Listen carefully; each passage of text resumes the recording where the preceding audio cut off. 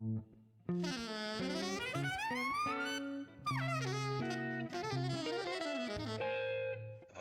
Jazz.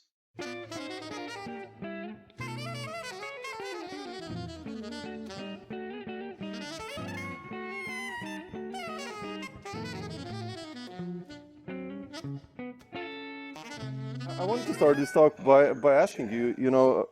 I've been following you as a band leader for quite a long time since the 11th hour came out, like which is about 15 years almost, 13, something like Almost, that. yeah, 13, yeah, I think, right. Wow. And I wanted to start with Passage and or the band leading department, if has been something new happening or what's happening there with your group, or are you preparing something new? Yeah, I do have a new record coming out on Blue Note in August. Oh, fantastic. Yeah, a slightly different project. Similar instrumentation. It's still saxophone and vibes, but it's tenor, sax, soprano, and Iwi actually, Oh, and wow. vibes. Yeah, so I have Dana Stevens playing Fantastic. saxophone. He's taking the saxophone chair, and a young vibraphonist by the name of Jalen Baker. Oh, Uh, he's been playing lately with Jeremy Pelt's oh, wow, group. really? Okay, Yeah, fantastic. and he's sounding really great. So he's playing vibes now, and then I have Fabian Amazon playing Oh, piano beautiful. Oh, okay. and electronics, and then the only stayover is Desron Douglas. He's playing bass, both upright and electric. So Beautiful. Yeah, you guys will go way back together, right? With Desert. yeah, yeah. I mean, we've been playing together for years. I think our first concert that we did together was with Kenny Garrett. Really? Oh, man. Yeah, that was like years ago. I mean, that has to be 15 or 16 years ago. It was Wow. a really long time ago. Um, and we had never played before that, but we stepped on stage and just hit, and it was like, oh, okay, yeah, this is a vibe. So yeah, so we've been playing pretty steadily ever since then. So Yeah, I love how you really connect with him. I mean, obviously you connect with any bass player, but with him as a band leader, it's like it's really nice to hear you in your own group. yeah, well, I think Beautiful. we also come to it with a common thread, a common goal. Yeah. So I think it just makes it that much more easier when you guys can get together and have a common or share a common belief in the music and what the music calls for. So Yeah, absolutely. Did you write again music? I mean, have you written new music or like? well, the music that's on this project is it's a suite of music that I was commissioned to write some years ago, Oh, but I never had a chance to record it. Um, when I signed with Blue Note, I had I had kind of pushed that music aside and wanted to focus on some other things that I had written, some newer music that I had written, specifically for that yeah, particular configuration with Emmanuel and Joel yeah. and David. So that was yeah. So this music that's being presented on this next album was some music that I had put on the back burner, but always wanted to get around to recording it. And yeah, it finally was able to come to fruition in this upcoming record. So What's your process in writing? Because I've been listening to Passage today. I mm, was cooking lunch and I listened to Passage on 11 hour, and you've written some beautiful music. I mean, the melody is like that Munas and Jonas playtime and Passage and oh all. yeah, Man, it's fantastic. Like, what's your process in writing? I mean, well I when have I you think begun writing, actually? I mean, I started writing when I was probably in middle school. Like I was already. really Wow. I started playing in a youth ensemble when I was about 12 or 13 years old or something like that. Maybe a little, yeah, maybe 13 or something like that.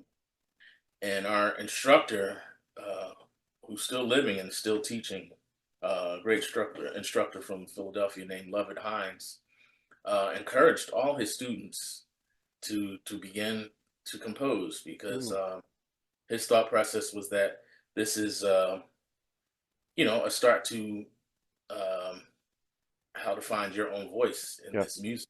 Yep. Um, so the help of and assistance of my father, who was a jazz violinist, Sure. I mean, I began the whole process of writing music. I would come home every day from school, and we had like a sequencer keyboard, and I would figure out melodies on the piano, and then my father would come and help me with chords, figure out what chords work with which melody, and it's perfect. um, and then over time doing it, I started figuring out my own sense of harmony, and how I wanted to um, how I wanted the song to be Yeah. composed and arranged, and how I wanted it to go. I think the one thing that I always kept consistent is I always never wanted to forsake the melody, so I always kept the Yeah. melody in mind. Yeah. Um, so yeah, that's one of the things that I still do. Like I kind of start from the melody base first, and then maybe have a bass line or a certain rhythm that I want to go towards or go with the melody, or even sometimes contrasting the melody. Sure. But for the most part, it's the melody first, because I feel as the listener, that's what draws people in. That's what Yeah. they latch on to first. So if you can get them hooked with the melody, then I think you're on your way. So one of my heroes, who is just a master of that, is the great trumpeter and composer Tom Harrell. Oh, sure. Yeah, of course you played with him. Yeah. Sure. Yeah, and I've worked with him. I've played in his band for probably over a decade now. But that was the one thing that I would always notice about his melodies. He could have really dense or complex harmony going underneath this very simple, memorable melody. Melody that you walk away singing. Matter of fact, this week we started yesterday at the Jazz Gallery, and uh, and we did two sets. The second set, I started with a tune of Tom's. Oh, And yeah, and as I was leaving out, I could hear people singing that melody, and I was like, that just, it's a simple melody, but it's just something that's very catchy. So for me, that's what I always try to latch on to when I'm either going out to playing or going out to hear music, or playing, or composing music. I'm always trying to keep the melody in mind and not so important. forsake that. It Yeah. really is. It is. I Yeah, think I agree. I absolutely agree. Yeah. I think sometimes we can easily get caught up with trying to be very, hip, or very, I don't know, very, sometimes maybe too academic with I know it. what you mean. Yeah. Yeah. We tend to forget the simple things of just play the melody. You know, the melody is the thing. You know what I mean? Yeah. So, I'm a firm believer in that.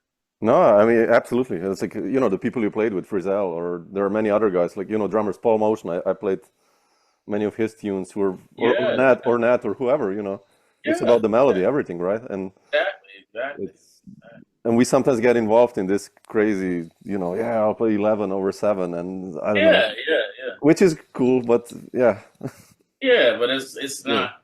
I don't know. That's not the most important thing to no, me, yeah, I agree. and that's not why I go out to hear music. I don't want to have to go hear music where I have to count every single tune. Like I want to just be able to forget about my day to day and just Yeah, focus on being, transformed, or being brought to this other place when I go hear music. And I feel that's our jobs as musicians. yeah, We're healers, and we're also, in the service industry. We're here to serve the music with a cause for. We're also here to heal people from their everyday troubles, or whatever yeah, they're going through. So, absolutely. Yeah. I wanted to ask you, you mentioned your father. I mean, obviously, one of the giants of jazz violin. And mm. how was it for you, like when you grew up? And I mean, you're from Philadelphia, which, Philly Joe and Mickey Roker and Oh yeah, Ralph Peterson, like, and bunch of other players. Like, how was that like for you when you grew up in that environment? oh man, it was an amazing time to be in Philadelphia. And I grew up in the '70s and the '80s, but really didn't start taking a keen interest in jazz. I would say probably until like uh, the early '90s, Oh, maybe late. really? Oh, wow. Okay. Yeah, I mean, I was born in '76, so um, I started violin fairly early. I started violin when I was 3.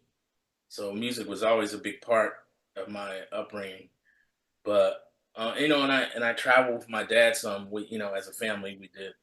But I don't think I really started getting into. I mean, I was always into music, but maybe not so much into jazz until like my preteens, Mm. and then like around 10, 11, 12, that area. But then when I got hit with that bug, or got bit by that bug, that was it. I was hooked. So so growing up in that during that time was amazing because there were so many great working and there were some great living and working Yeah. professional musicians in Philadelphia. You mentioned Mickey Roker, just drummers. Mickey Roker, Edgar Bateman was Oh yeah. another one. Bobby Dorn was still there when I was there. Um, so you could hear these gentlemen who were working all over the world, but they were in Philly still playing. Playing Mm. the club. So it was amazing. Shirley Scott, Trudy Pitts. Mm. Getting to see these people that people who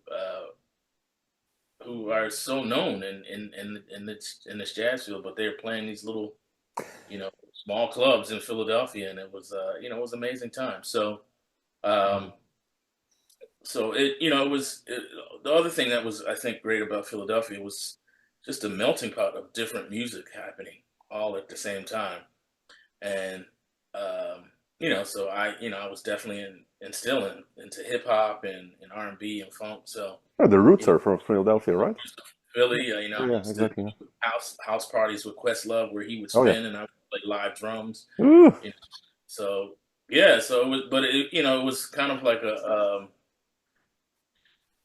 was a nice connection. There was I never really felt like there was separation in the music. It was just like, it was either good music or music that you didn't really rock with. So for me, it was like, I didn't see it as, okay, this is one category, this is another. I just saw it as like, oh shoot, we're all meshing together and it's cool. Yeah.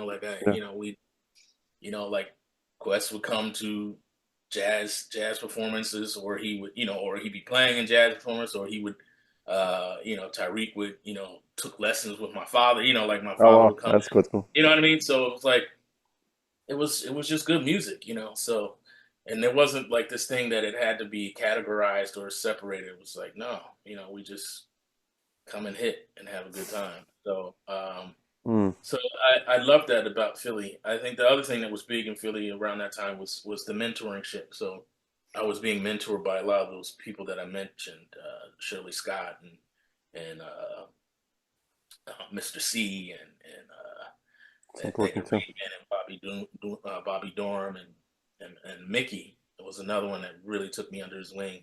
Wow. Uh, like he used to have like this little kitchenette, this little place where he cooked breakfast. He was a great cook. So, I would just spend times and hours with him, and it was just a beautiful, kind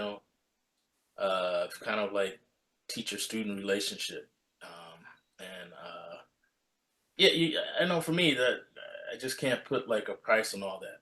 Oh man, that's That's how I became who I am, and I try to do the same now with teaching. Now I just try to develop those type of relationships with my students too, because mentorship has kind of took a back seat in a way. We don't yeah, see that yeah, much. yeah, It's you know people are more inclined to just want to hurry up and get out here as band leaders or whatever, or and so to me it's like you miss a lot when you don't get it from the elders in this music.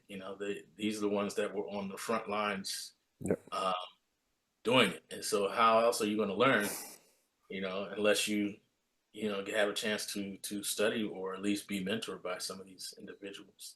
yeah, So yeah, yeah. It's like I talked to Clarence Penn and Eric McPherson and all these guys as well, and they all had a chance to play with even the previous generation, and it's priceless. Everyone said that, like you yourself, just to play with Jackie McLean or Yeah, you know, Betty Carter or someone like that. That's like 6 universities there just going on yeah, one tour, you know. yeah. It's like, It's like a lifetime of yeah, knowledge that unfortunately, because a lot of these men and women are not here, a lot of these up and coming musicians don't have that yeah, opportunity. yeah, yeah. That's why it's kind of on us, like Clarence, Greg Hutch, and um, to become these mentors for some of these students.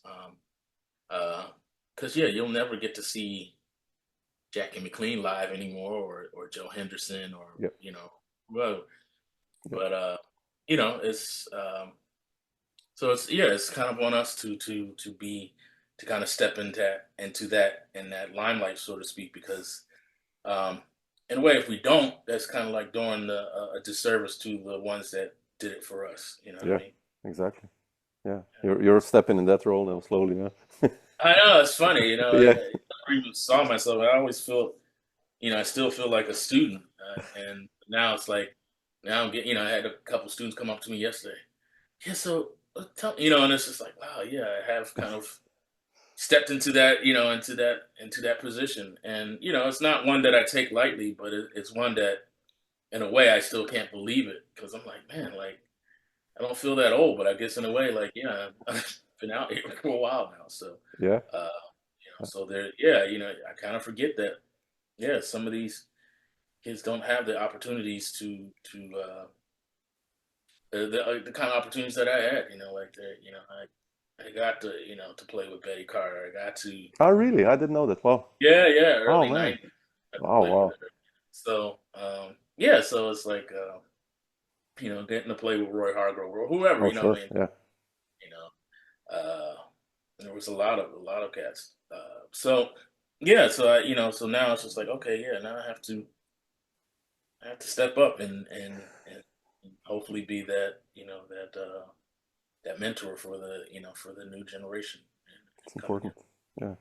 You mentioned early nights and Roy and Betty. Like, how was it for you when you came to New York? Because, I checked you on CDs and I have you like on 50 CDs at least from everyone, from Donny McCaslin to, uh, George Colligan to Alex Sipiagin to Mingus Big Right. Band. Like, how was that like for you when you came to New York and you kind of, I think, immediately almost got gigs, or how was that actually? I mean, It was fun. I mean, yeah, I mean, I was working. I mean, I wasn't working that steadily at first, but when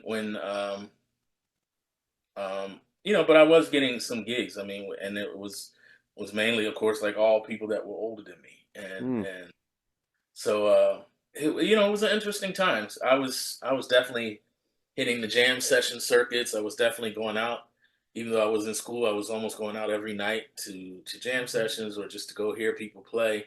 mm, Um, and people, some people already knew me because I had, I used to travel with my father when he was playing in New York, and so I knew a lot of the cats that were still actively playing. Um, but I, so it wasn't like overnight. Even though now when I look back at it, I was like, man, that did happen fairly quickly. Because I remember, I think maybe it was maybe my first year or second year in school, and I remember Roy Hargrove calling my dorm room or something like that, oh asking man, me to come in for an audition, and then, I didn't have a car, so one of my friends had to help me pack my drums into his car. We packed my drums into his car and took me to the old jazz gallery, oh, where he had a rehearsal space there. We auditioned there, and then how was that like with Roy, the it audition? was it was amazing. Because before I mean, Roy was only what 6 years or 7 years older than me, so Yeah, he's always had that kind of big brother thing to me. Like but he, he lived life hard, so he was on the road at 17, yeah, so he had like kind of like an old man vibe because he had been out there, well before a lot of us were even playing. So, but it also gave them this unique way of teaching music to students and up and coming players such as myself. So I remember one of the first tunes I learned was a tune of his, All Over Again. And I had listened to that on vinyl, but Yeah. he broke it down like this is the rhythm that so it was like, man, it was really cool. But and it was it was, I think it was his band with Ron Blake was on saxophone at the time. Gerald Cannon was playing bass. Like it was the Cats, So um so it was an interesting time, It was like it was early '90s, and so it was Wow, it's really he early. was still actively playing, and it was just great to kind of be a part of that, for a little bit. But yeah, I mean, I think he was one of the first, and then I started actively playing with Oliver Lake's big band, Oh and yeah. then that kind of transitioned into the Mingus big band. Oh, that So led you to the Mingus big band. Okay. yeah, because John Stubblefield, a great Yeah, saxophonist, sure. I love him. Lake's band, and he heard me, I guess on one of the performances, and he recommended me to Sue Mingus, who was, the president of the Yeah, Mingus Big Band. yeah. So that's how I got, the audition with the Mingus Big Band. I think I came down a couple times and sat in, and then I think I did one gig, and then the next thing was going on to Europe. That was a So big gig, right, for you? The Mingus big band. yeah, Yeah, that was yeah, like my first major gig, and yeah, it was. I don't think I had gone to Europe maybe once before, um, with Ronnie Cuber, yeah. but Wow, when really? I left with the Mingus band. That was like really the first extended thing. Like I think I was out for maybe 3 or 4 weeks or something like that. Wow. So yeah, So, so it did, in a way, it did kind of happen fairly quickly. Now that I look back on, it, I'm like, wow, okay. Um, it seems lifetime ago, but no, I think one of the things was just like being seen. Like it was a lot of word of mouth. This was sure. before social media and cell phones and all of that stuff. So it was like, it was really word of mouth. When people heard you, they're recommending you to, they like what they heard, they're going to recommend you to different things. So that's kind of how it went. Like, John recommended me to the Mingus Big Band, where there were, most of the members All of these that band players. were, Yeah. yeah, they're all leaders in their own right. You had Randy Brecker, you had Vincent Herring. So in turn, those cats would start calling me, so it was just kind of like, okay, it just kind of grew from there. Amazing. It's been an amazing ride so far. Yeah, and I find it amazing. Like your generation, like let's say just drummers. All of you now are, band leaders, and there's a lot of you guys there, your generation, Yeah, and all of you are doing amazing and playing. And it must have been like in a way scary, like when you all stepped out and there were still the elders there, and it's just, but you still somehow, each one of you made your own story, and I find that yeah. amazing. I Like mean, it it's was definitely nerve wracking to, but at the same time, it was like those masters were there to kind of make sure that we, were doing things correctly. They weren't going to allow you to kind of half step. You had to come, yeah, and once they saw that, oh yeah, he's on the right path. They were cool. They were like, they were there again, like kind of being like those mentors. yeah. I can remember playing gigs, and I look out and there's Roy Haynes sitting right up front, Woo. just watching. You know what I mean? So, um, but they're there to kind of look after. This is even though this is a really fun thing to do and play music, it's also there's also a lot of important stuff that goes into it. So they want to make sure that we're keeping that history in line, that history Heritage. and Yeah, yeah. yeah, and the tradition. So, um, yeah, so it's I do yeah, it was nerve wracking, but at the same time, it's important.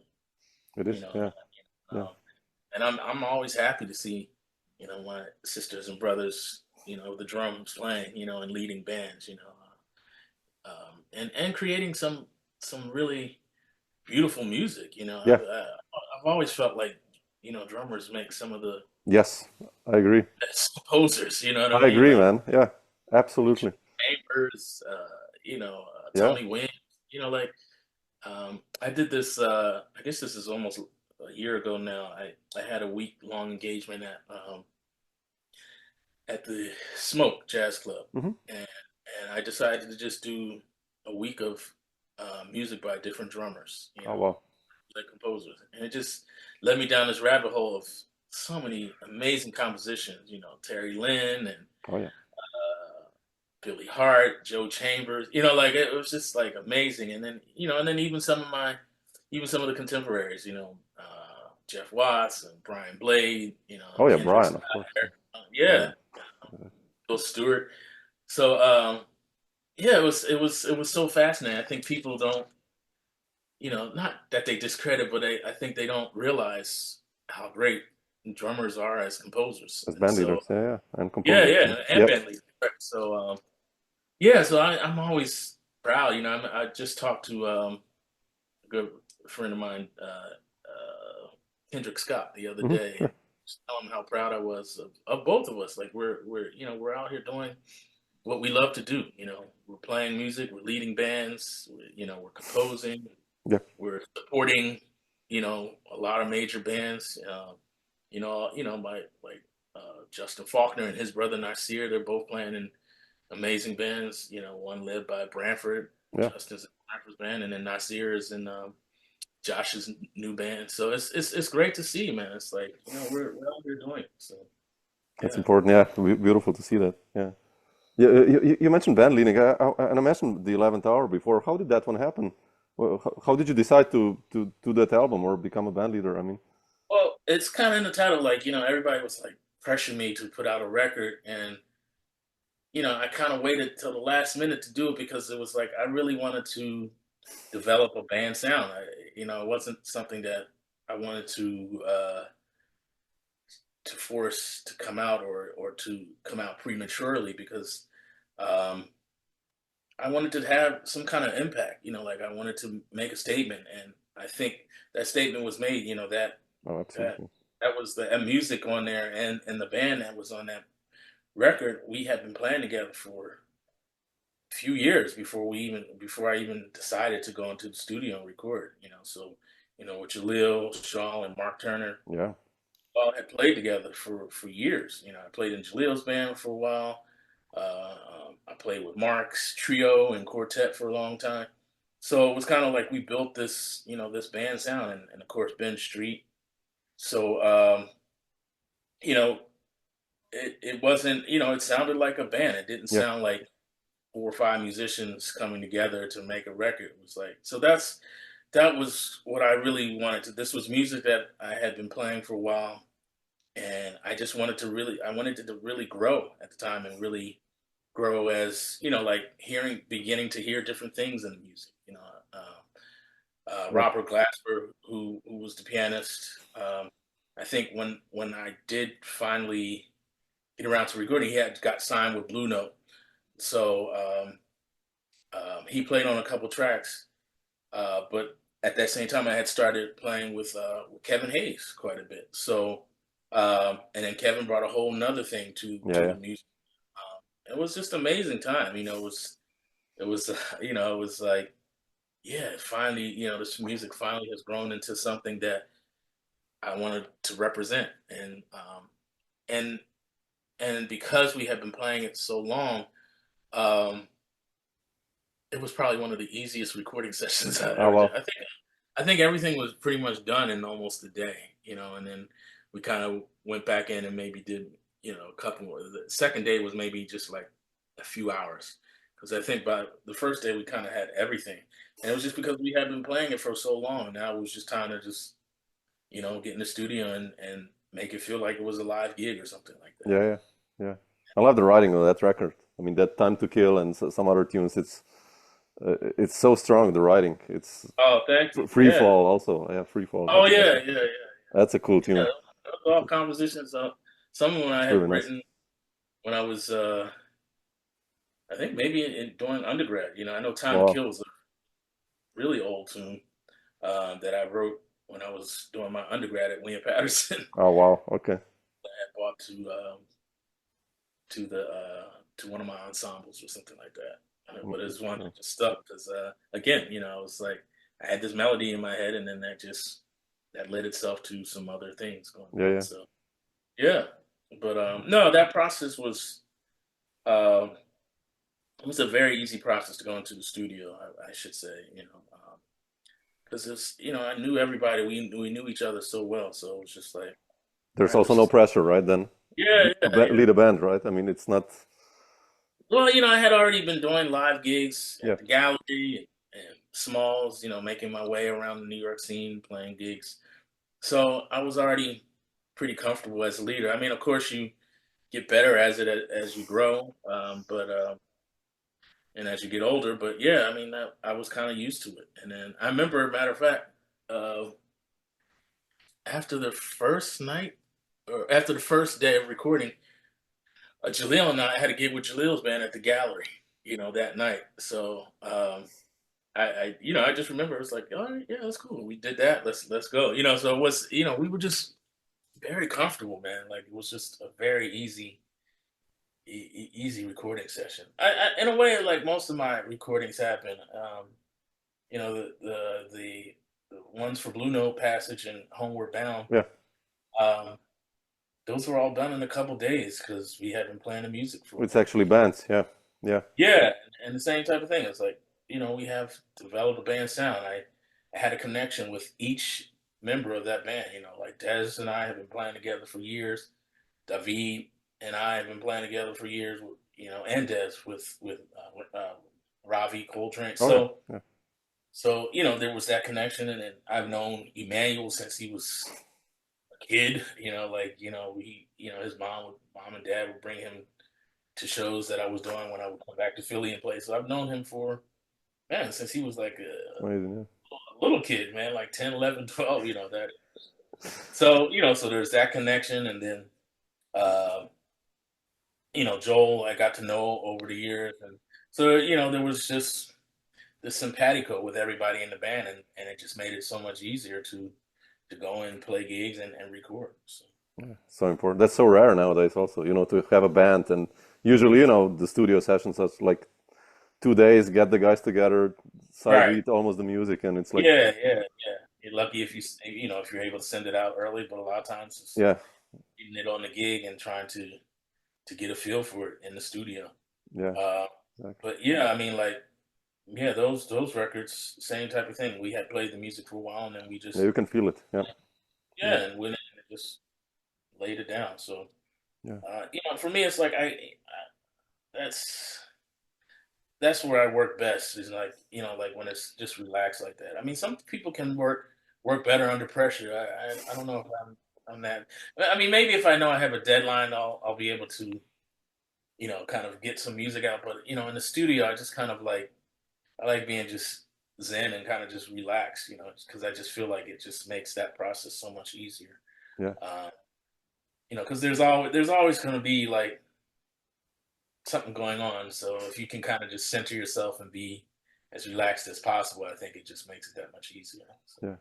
And it's gonna stay there forever. Also, all the studio Right, recordings. It's like, right, okay, that's it. right. 50 years from now, hopefully, people will be like, okay, that's the 11th hour Yeah, yeah, from yeah, the early yeah, 2010s. Like, yeah, exactly. I mean, to me, it's like, um, and I always tell students this too. It's like a lot of times it's just more important to document the stuff yeah, because yeah, it's that moment in time, and you really never get that back. So just document it. Yeah, maybe you're not on the level that you are now, but that's okay too. It was just an honest moment in time, and and it's documented. Now you move on from that and hopefully grow. So exactly. Yeah, yeah. exactly. Jonathan, not to take too much of your time, but I just wanted to ask you about two people who seem to be really important in your musical career. One is Tom Harrell, who you already mentioned, and the other is Kenny Barron, with whom you're still playing. But how did you get both gigs? I mean, did John Stubblefield play a role with Kenny, or like how did these both gigs happen? No, with Kenny, it was actually Kenny's wife, who I call mom, Joanne Barron. Ah, Kenny and his wife came to a gig that I was doing with Russell Malone at this oh, place in New Jersey called Shanghai Jazz in Morris. I think it's was it Morristown, New Jersey? I can't remember. I was doing a gig. They came out to that gig, and after that gig, Kenny asked me for my number. I was like, "Oh, sure." And I do remember Russell Malone. Rest in peace. Can't oh believe man, that. one of the greats, man. Wow, Yeah, it's so sad. 5 years with him, 5 or 6 years with him. But I remember him saying, like, "Man, Kenny's gonna call you, man. He really dug how you playing." I was like, "Oh, I didn't even kind of put it out of my head, like I had, Kenny played on my father's debut album as a leader, so I've known him, practically all my life, So, it was a dream to play with him, but I just never thought that it, would ever happen, and it did. But basically, what happened is this is maybe a year or so later. Kenny got stuck for a drummer. His drummer Ben Riley had taken ill, and he was kind of like stuck for a drummer. And so Joanne, his wife, was like, "Call Johnathan." Like, oh yeah, that's a good idea. So he gave me a call, and yeah, my first two gigs with him were in Europe. We flew Wow, me out to Europe with already. with he and Ray Drummond, and Oh wow, so Ray was on. Wow, man. Oof, yeah, that must have Kiyoshi been was on the amazing. gig with Ray Drummond. Yeah, it was crazy because that was like the classic trio. He and Ben Riley. So I Exactly. had loads and loads of records and live concerts of that band. So I remember going into it and calling tunes that they probably hadn't played in decades. And he's like, "Oh, you know that one? You know that one?" He was flipping out that I knew all these tunes, but I was a fan, man. Amazing, I man. had all the Kenny Barron records. And I still do. I mean, he's just, he's a gifted composer, and I just, yeah, I've always been an admirer of his. So to have the opportunity to share the bandstand, I still get like, like, man, it's still this level of like shock sometimes that I'm still, sharing the stage with this man who I've, had the pleasure of doing so for probably over 20 years now.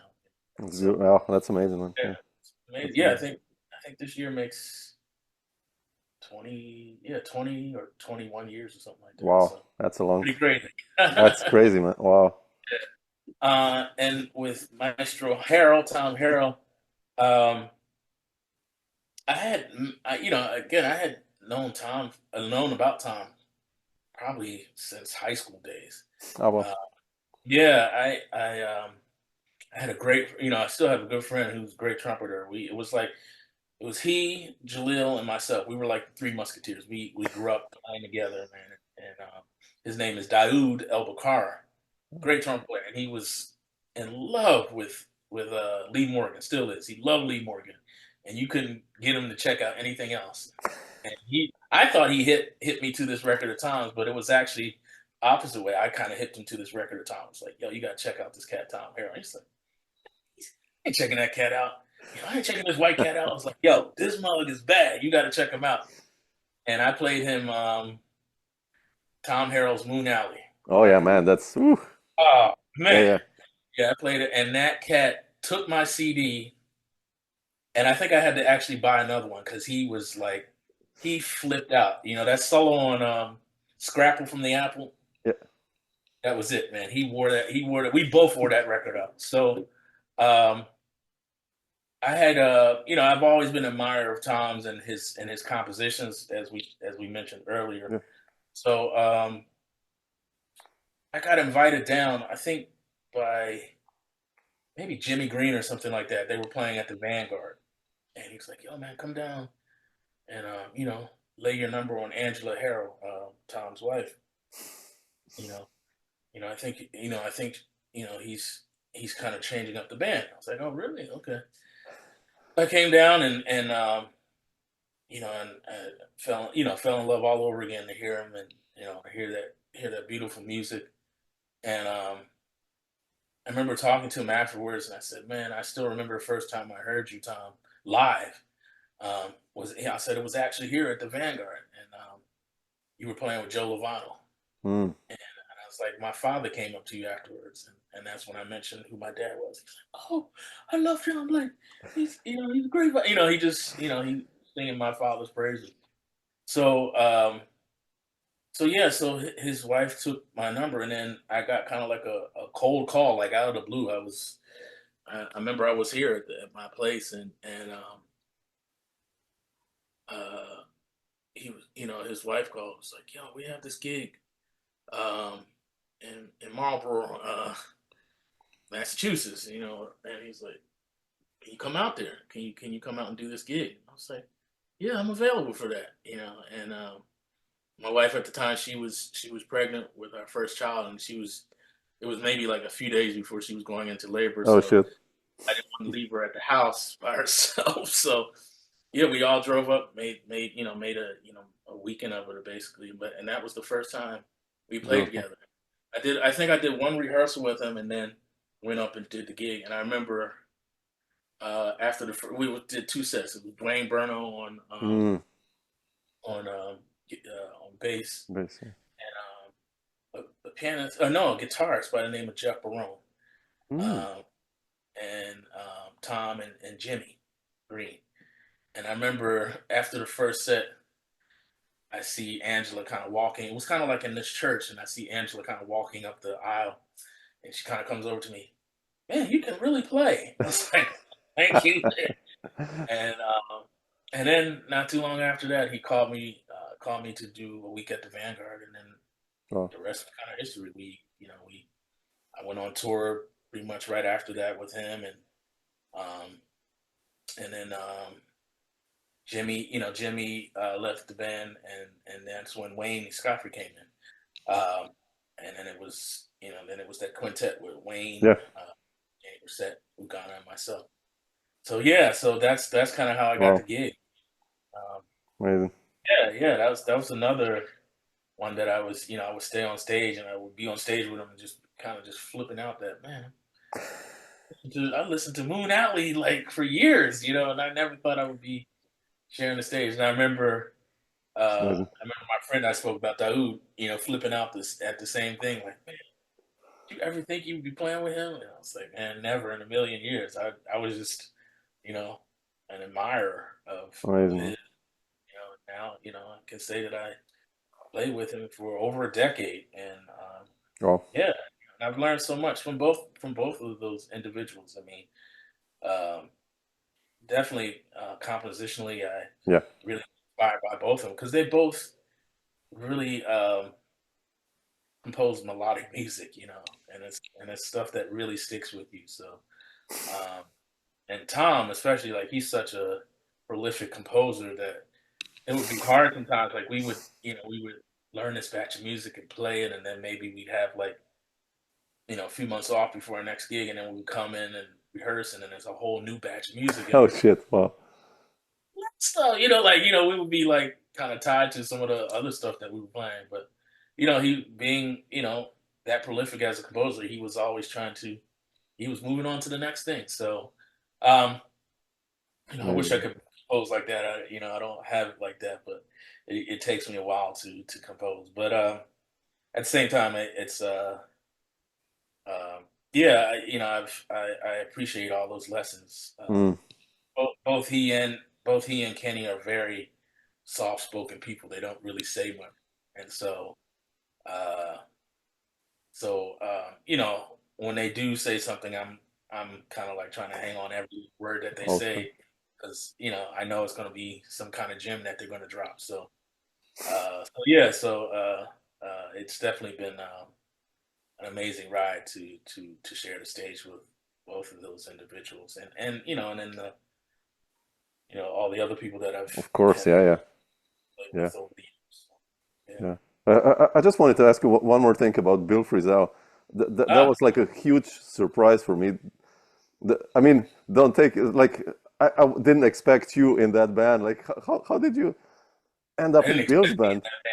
in that Like, band. I mean, you Well, I blended mean, in perfectly because, as you know, I love Greg Tardy and Gerald. oh But like, yeah. I mean, how did you end up on that gig actually? Like, know what's funny is he actually, I think he called me first before he called everybody else Wow. to see if I would be into. He had written all this music over the pandemic and hadn't really had a chance to play it live. And he said, "Man, I had you in mind for this." And I'm Wow. like, "Gee," like I literally, I think I had played maybe one other time with Bill, and that was kind of like a duo gig, Really? and that was Wow. kind of like more like open and free improv type stuff. We had played at the Stone. He had done one of those residencies there. Um, so I was just kind of like, man, what are you hearing from me? But I'm so glad he did because he's another one who I've been a fan of, and you Yeah. talk about Okay. a melodic player. He's like the poster child for that. Oh I yeah, mean, absolutely, man. Yeah. everything he plays, even when he's improvising, is so melodic. Um, so I remember like I think we rehearsed once, and then we just went to the studio. That was it. So we didn't. I don't know. For me, I just didn't. I didn't even know what it was going to be. But then we got into the studio, and this like magic happened. It was Yeah. just like we kind of just all locked in, and it was just really amazing. And I do have to credit like my past instructors, because I think the one thing that remains pretty consistent with all the instructors that I've had, from Philly on up, was that um, they they didn't necessarily teach me to be a jazz drummer. They taught me to be a drummer, Drummer. Yep. which means that Yep. you know you learn how to play this instrument and and listen to different types of music so that you can be able to be a chameleon in any situation you get called for. Yeah. My teachers didn't want me to just be able to play, one style of music, because, they all of them would say the same type of thing. You never know who's going to call you. So you don't want to be in a situation where somebody's calling you for, you know, $10,000 gig, and you say, "Oh, I can't do it because I don't play that type of music." No, you take that gig because you know how to play this instrument. Sure. So I have to credit them a lot, because a lot of people are like, "Man, like, how do you go from playing with Kenny Barron to playing with Bill Frisell, or playing with Tom Harrell to playing with Exactly. Maria Schneider?" You know what I mean? Like, it's just like, but for me, it was always like I wanted to be that type of chameleon. I wanted to be able to play with as many different people and in different styles as I could. Because that, to me, that's fascinating and fun for me. Like, because Yeah. I want to be able to still remain true to who I am as an individual, and that, and my sound on the instrument. It's still But I you. want, Yeah. Yeah. It's still you yeah, in all this. but I Yeah. still Yeah. want to be able to Yeah. give the leader what he needs, what he or she needs. So, yeah, so it's been fun to Amazing, man. play on these different bands, and with Bill was no exception to that. He heard something that maybe I felt maybe I'm not the right cat for that, but he had me in mind, and then when we got together and played, I was like, Yeah. It's like, yeah. "Oh, okay, damn, I didn't realize that.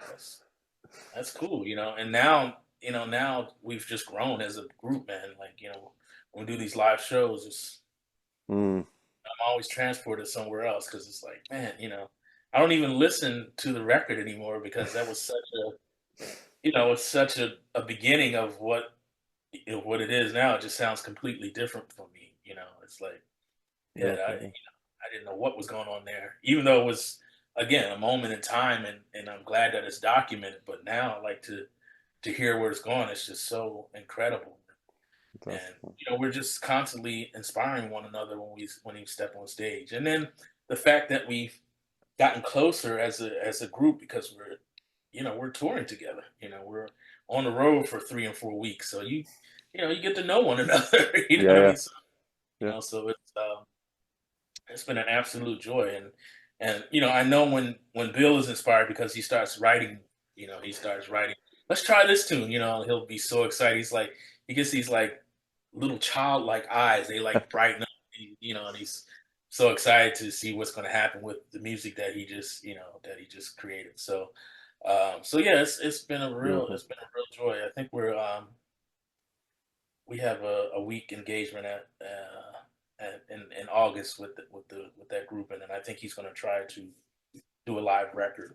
Oh, fantastic, man. Ooh, There, so yeah, because I really hope that fantastic. I would really love to have that band documented live because it's really special. I mean, they tape most of the gigs, and there's been some that have been incredible.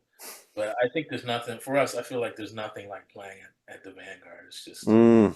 Oh, yeah. such a special, those hollow halls, man. There's such The a special. spirit there, yeah. Yeah, it's such a special and unique place. Uh, so yeah, I think that's gonna, if that happens, that'll be very cool. Fantastic. Beautiful. I wanted just to end this talk also by asking, yeah, like, what's on your schedule for this year? I mean, are you have any plans of coming to Europe as well, or with your own Yeah, band? yeah. I'm playing a lot with Chris Davis's trio Yeah, yeah. with Oh, with Robert, right? Yeah, yeah. yeah, Robert Hurst. So we'll be Beautiful. coming back to Europe. We were in Europe from late January to the beginning of February. We come back in May Oh, wow. Okay. to Europe, and then maybe late August, we do one or two hits in Europe again. And then in between that, I have stuff booked with Kenny. I go to the West Coast with Kenny, and then to Japan, Mm. and then I'm at the Vanguard with another project that maybe I'll do a live record or just a live recording there. Hopefully, I'm kind of reuniting this band that I did with a Crisscross label record that I put out with Mark Turner and Chris Oh, yeah. Potter. Yeah, yeah. Bench. Ooh, So we have a week at the Vanguard at the beginning of May. So I'm looking forward to that. that's And then incredible. my record comes out in August, but I'm doing a couple dates with my band in Europe in July. We do North Sea. We do the Malta Jazz Festival, and then we also do Umbria. Oh, wow. Beautiful. That's good. So I'm really excited about that. It's gonna be like a short tour with that band, and then I stay out and do some stuff with Kenny. And then in the fall, like all of October, I'm in Europe with that new project. So Fantastic. I'm Beautiful. looking forward to that. Hope to catch you. Hope to Yeah. catch you. Beautiful, man. Yeah. Johnathan, thanks for sharing and taking the time and sharing some of these thoughts. I really appreciate it. And No problem, Samo. Thank you for reaching out, man. And thank you.